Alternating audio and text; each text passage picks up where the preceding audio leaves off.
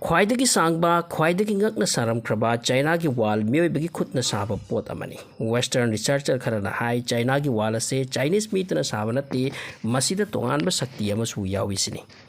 Asumna hai masigi wall ase space tagi su uba phangi. Prithibi gi mafam kayadagi wall ase bu yengba laktari amasung udriba singna uningbagi laktaknaba poknai. English na the Great Wall of China hairiba asigi matangda rahisya gi oiba khangdaba wa kaya su lei hairi.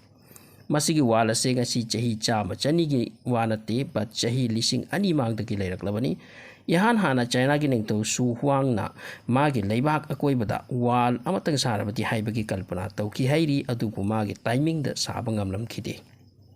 adubu magi apambaduti mayamda phongdoklami magda leikitrabagi tungda chahi kaya matungda wala se saba hoki इतिहास के source मतुगिना वाल से साबा होकिबसे जीसु Christ पोक्तंगै चही चमगा मुक मांगदगिनी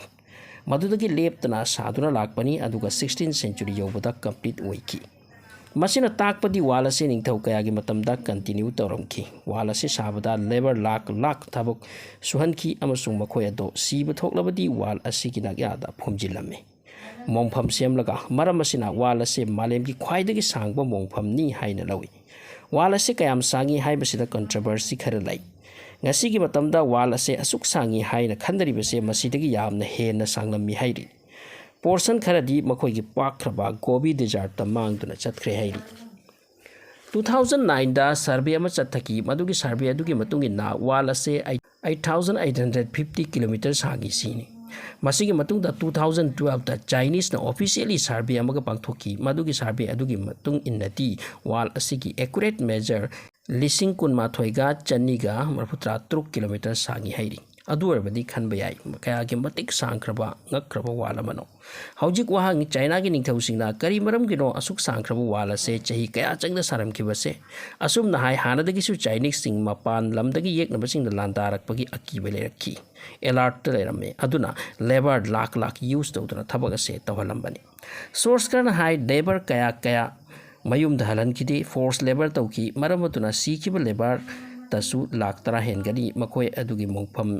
sangkraba wala sigi nakya singdani mongfam singdu da officer sepai ke arom gi yauri maram masina masibu prithibi gi khwaidagi sangbu mongfam haina kaunari base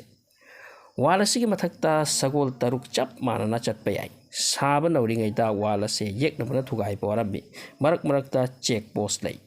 adubu mongol ningthau Genghis Khan na 1211 Christabda da masigi wala sigi portion ama thugairaga China da landa duna China se lousinduna magi samrajya sandoklamki ngasidi hanagi Mongolia gi portion kaya China gi area da changkre hairi.